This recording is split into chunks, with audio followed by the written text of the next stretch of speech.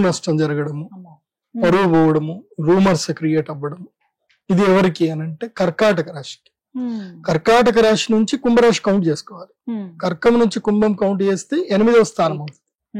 So కర్కాటక రాశి వారికి ఈ గ్రహణము మంచిది కాదు. వీళ్ళ కర్కాటక రాశి వాళ్ళు ఈ గ్రహణ సమయంలో మాత్రం చాలా జాగ్రత్తగా ఉండాలి. ఈ గ్రహణమైనప్పటి నుంచి ఈ ఏదైతే గనక 40 రోజుల వరకు ఆల్మోస్ట్ దీపావళి వరకు కొత్త వాహనాలు కొనుక్కోవడం గానీ చేసుకోకూడదు. చాలా మంది దసరాకి వాహనాలు కొనుక్కుంటారు. కర్కాటక రాశి వాళ్ళు ఈసారి వాహనం కొనుక్కోకూడదు. దీపావళి దాకా కొనుక్కూడదు. దీపావళి తర్వాత కావాలంటే సూర్యగ్రహణం అయిపోయిన తర్వాత, దీపావళికి అమావాస్య అయిన తర్వాత కావాలంటే కార్తీక మాసంలో కొనుక్కోండి. కానీ ఈసారి దసరాలకు మాత్రం కొనకూడదు. ఎందుకోసం అంటే గ్రహణ ప్రభావం తప్పకుండా 30 రోజుల పాటు ఉంటుంది. అందుకే కర్కాటక రాశి వారు ఏంటంటే దూర ప్రయాణాలు చేయకూడదు, దూర ప్రయాణాలు జోలికి వెళ్ళకూడదు. 2 వీలర్స్ నడిపించినప్పుడు చాలా జాగ్రత్తగా ఉండాలి. ట్రాఫిక్ రూల్స్ భయంకరంగా పాటించాలి, తప్పకుండా పాటించాలి. సో కర్కాటక రాశి వారు ఆరోగ్య విషయంలో అప్రమత్తంగా ఉండాలి. బయట ఫుడ్ ఏది కూడా తినకూడదు. మోస్ట్లీ మీరు కర్కాటక రాశి వాళ్ళకి చెప్పేది ఏంటంటే ఒక 2 నెలల పాటు వెజిటేరియన్ గా ఉండండి. ఒక 2 నెలల పాటు ఈ నాన్ వెజ్ మానేసేయండి, వెజిటేరియన్ గా ఉండండి. చింతపండు కూడా మానేసేయండి, చక్కెర కూడా మానేయండి అని చెప్తా. ఇంకేంటి గురుగారు ఇంకేందనుకుని ఉండాలి అట్లా అన్నట్టు ఉంటుంది. కానీ నిషిద్ధం. మీ యొక్క నియమాల ప్రకారంగా మీరు ఉండండి. ఆరోగ్యం కాపాడుకోవడం చాలా ముఖ్యం. ఇంకోటి ఏంటంటే కర్కాటక రాశి వారికి ఇంకో విషయం ఏంటంటే చెవులు బాగా గట్టిగా మూసుకోండి. చెప్పుడు మాటలు ఎక్కువగా వినాల్సి వస్తుంది. చెప్పుడు మాటలతోటి జీవితం పాడు చేసుకుంటారు. అష్టమ స్థానం అంటే ఆయుష్ స్థానం. ఇప్పుడు మనం మంచిగానే ఉంటాం, మనకి ఏం జరిగింది ఉండదు, మనం ఏం తప్పు కూడా చేసి ఉన్నాం. కాకపోతే రూమర్స్ క్రియేట్ చేస్తారు. రూమర్స్ క్రియేట్ చేసి మన మీద రేణిపోని అభాండాలు చెప్పి మనని ఇబ్బంది పెడతారు. సో ప్రతిష్టాభంగం కూడా జరుగుతుంది. కాబట్టి ఏది పట్టించుకోవద్దు. నీ సంతోషము నీ ఆస్తి, నీ ఆనందము నీ ఆస్తి. అది ఎవరు దాన్ని నాశనం చేయరు. Unless you entertain them. నువ్వు వాళ్ళని ఎంటర్టైన్ చేసే తప్ప నీ సంతోషం పోదు. నీ సంతోషం నీ దగ్గరనే ఉంటుంది. నువ్వు సంతోషంగా ఉండాలా దుఃఖంగా ఉండాలన్నది అది నీ చాయిస్. వాళ్ళు మనిషి అన్న ప్రతి ఒక్కడు ఏంటంటే నేను దుఃఖపెట్టడానికే ట్రై చేస్తాడు, సూటిపోటి మాటలు చెప్పడానికే ట్రై చేస్తాడు. ఎందుకోసం అంటే నువ్వు ఎంత దగ్గుతో వాడికి అంత లాభం. కాబట్టి నువ్వు వినడం తక్కువ చేసుకోవాలి. కర్కాటక రాశి వారు చెవులు మూసుకోవాలి, చెప్పుడు మాటలు వినకూడదు. వాళ్ళు నువ్వు అలా చేసేయి ఇలా చేసేయి నీకేంది నేనున్నాను ఇవన్నీ అంటారు. ఎవడూ రాడు, కష్టం వచ్చినప్పుడు ఎవడు రాడు. కాబట్టి ఎవడు ఏదో చెప్పారని చెప్పి మీరు పొంగిపోయి ముందుకెళ్ళకండి. దుర్మార్గులు ఏం చేస్తారంటే మనల్ని బరిలోకి దోస్తారు, వెనకుండి ఎంటర్టైన్మెంట్ చూస్తారు. సో అలాంటి దానికి గురి కావద్దు. కర్కాటక రాశి వారు చాలా జాగ్రత్తగా ఉండాలి ఈ గ్రహణ సమయంలో. మీరు కూడా యాగం చేసుకుంటే చాలా మంచిది. యాగానికి బుక్ చేసుకోండి. అంటే లైఫ్ టైం ఆపర్చునిటీ ఇది. అంటే ఆల్ రౌండర్ అనమాట, ఆల్ రౌండ్ ఆపర్చునిటీ. లాభస్థానంలో గ్రహణం జరిగితే ఆల్ రౌండ్ ఆపర్చునిటీ. అది ఎవరికి అని అంటే అది ఎలా ఉంది అని అంటే ఇప్పుడు ఉదాహరణకి మీకు ఒక 5 కోట్ల అప్పు ఉంది, మీకు మీరేం కట్టలేకపోతున్నారు. సడన్ గా మీరు ఏదో ఒక 10 రూపాయలు ఇచ్చి లక్కీ లాటరీ తీసుకున్నారు. ఏది 5 కోట్లకే లాటరీ తీసుకున్నారు. మీకు లాటరీ పెళ్తే ఎలా ఉంటుంది? 5 కోట్ల లాటరీ ఇంకా అది చెప్పలేని పట్టలేని ఆనందం. సేమ్ అదే మేషరాశి వారికి. అబ్బో, వీళ్ళకి 7.5 సంవత్సరాలు ఏలినాడు శని.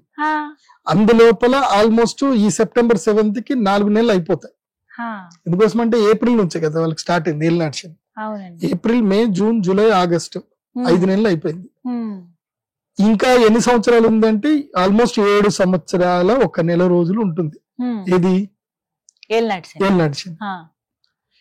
ఈ గ్రహణం గనక వీళ్ళకి లక్కీగా వీళ్ళు వచ్చి ఈ గ్రహణ పూజ చేసుకుంటే ఈ 7 సంవత్సరాల్లో శని ఏదైతే బాధ పెట్టాలనుకుంటాడో అది బాధ పెట్టకుండా వీళ్ళు ప్రొటెక్షన్ క్రియేట్ చేసుకోవచ్చు. వీళ్ళకి ప్రత్యేకంగా కృష్ణ స్ఫటికమాల ఇస్తాను నేను. వీళ్ళకి ప్రత్యేకంగా కృష్ణ స్ఫటికమాల ఉంటుంది. మేషరాశి వాళ్ళైతే 10 రూపాయల లాటరీ టికెట్ కొనుక్కోండి, మిస్ చేసుకోండి. ఎందుకోసం అంటే 7.5 సంవత్సరాల ఏలినాటి శని లోపల మీరు ఈ చంద్రగ్రహణ సమయంలో భగవత్ శక్తిని అమ్మవారిని ఆరాధన చేసి అనుగ్రహం పొందారు అంటే మాత్రం ఆ కృష్ణ స్ఫటికమాల నేను ఇచ్చింది మెడలో వేసుకుంటే మాత్రం మీరు ప్రొటెక్షన్ లో పడ్డట్టే. ఇంకా లక్ కమ్ ప్రొటెక్షన్ రెండూ వస్తాయి మీకు. కాబట్టి ఇదైతే మేషరాశి వారికి అయితే ఆపర్చునిటీ ఇది. మీనరాశికి గాని, మేషరాశికి గాని, కుంభరాశికి గాని ఈ ముగ్గురికి ఏలినాటి శని ఉంది. ఈ ముగ్గురికి ఇది మంచి ఆపర్చునిటీ. ఇది మాత్రం మీరు మిస్ చేసుకోవద్దు. మేషరాశికి లాభాలు కలుగుతాయి, మంచిది. తర్వాత వృషభ రాశి దశమ స్థానంలో గనక గ్రహణం జరుగుతుంది. దశమ స్థానంలో గ్రహణం జరుగుతుంది కాబట్టి వృషభ రాశి వారికి చాలా మంచిది. వృషభ రాశి వారికి దశమ స్థానంలో జరుగుతుంది కాబట్టి వీళ్ళకి రాజ్య లాభం ఉంటుంది, ఉద్యోగ లాభం ఉంటుంది. ముఖ్యంగా రాజకీయ నాయకులు ఎందుకోసమంటే సెప్టెంబర్ 7 తర్వాత ఈసారి నాకు తెలిసి దసరా దీపావళి మూమెంట్ అంతా కూడా ఎలక్షన్సే ఉంటాయి ఈసారి. మోస్ట్లీ లోకల్ ఎలక్షన్స్ వస్తాయి. ఇప్పుడు sarpanch elections, municipal elections, ZPTC elections వచ్చే అవకాశం ఉంది. వృషభ రాశిలో పుట్టిండి మీరు రాజయోగం రావాలి అనుకుంటే ఈ గ్రహణంకి వచ్చి కూర్చోండి. ఎంత 18,000 కన్నా ఎక్కువ తీసుకోం మేము, ఓన్లీ 18,000. ఒక్కళ్ళకి 18,000. ఎంతమంది అయినా రాండి ఈసారి 18,000. నో కిందికి మీదికి ఏం లేదు, ఓన్లీ 18,000. సో 18,000 పెట్టి కూర్చోండి, యాగం చేసుకోండి. ఏమో మీ అదృష్టం మంచిగా ఉంది, ఆ గ్రహణం అమ్మ అనుగ్రహం కలిగితే రాజయోగం వచ్చేస్తుంది. రాజ్యస్థానములో గ్రహణం జరుగుతుంది.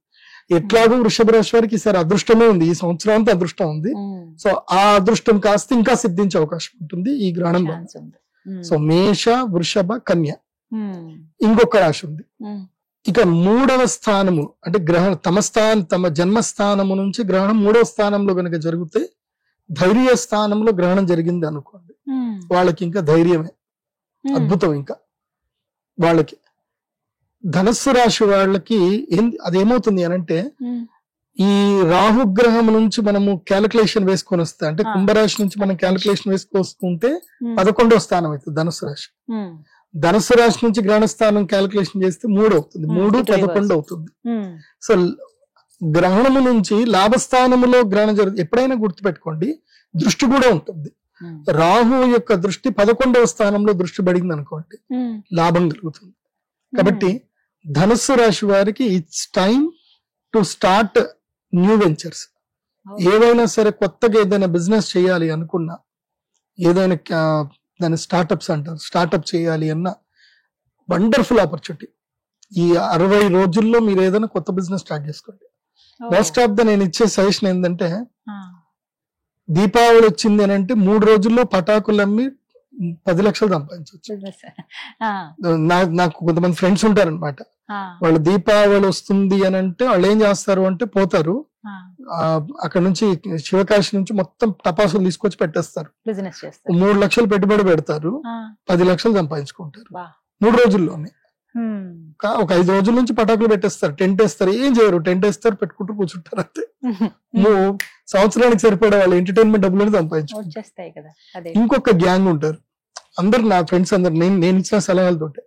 వీళ్ళు ఏం చేస్తారు, కరెక్ట్ గా శ్రావణ మాసం వచ్చింది, వినాయక నవరాత్రులు వచ్చినాయంటే వినాయక నవరాత్రులు ఎంజాయ్ చేస్తారు, కోల్కతా పోతారు, ఢిల్లీ, కోల్కతా, సూరత్ పోతారు, బట్టలన్నీ కొనుక్కొచ్చేస్తారు, కొనుక్కొచ్చి స్టార్ట్ చేసేస్తారు. ఇంకేంది, దసరా స్టార్ట్ అయిందనంటే కొత్త బట్టలే కదా, దసరా దీపావళి కొత్త బట్టలు. వెళ్ళి 50 రూపాయలకి జీన్స్ ప్యాంట్ కొనుక్కొస్తారు, దాన్ని 400 రూపాయలకి అమ్ముతారు. 100 రూపాయలకి టీ షర్ట్ కొంటారు, బ్రాండ్ టీ షర్ట్స్ 100 రూపాయలకు కొంటారు, 600, 800, 1000 రూపాయలకి అమ్ముతారు. మంచి వ్యాపారం చేసుకుంటారు వాళ్ళు. 15 రోజుల లోపలనే 10 లక్షలు పెట్టుబడి పెడతారు, 1 కోటి రూపాయలు సంపాదించుకుంటారు. సో నేను ధనుసు రాశి వాళ్ళకి అందరికీ చెప్తున్నా ఇది.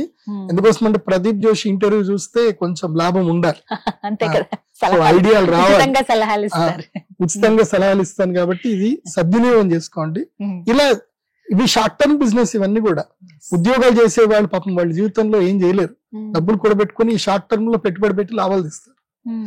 కాబట్టి ధనుసు రాశి వారికి ఇది ధైర్య స్థానంలో జరుగుతుంది కాబట్టి మంచి ఆపచ్చు, వాళ్ళకి కూడా మంచి లాభాలు. కాబట్టి ఈ 4 రాశులకి యోగం మంచిది. మొత్తం మీద సెప్టెంబర్ 7వ తారీఖున వస్తున్నటువంటి చంద్రగ్రహణం రోజు ఈ 4 రాశుల వారికి చాలా బాగుంటుందని అంటారు.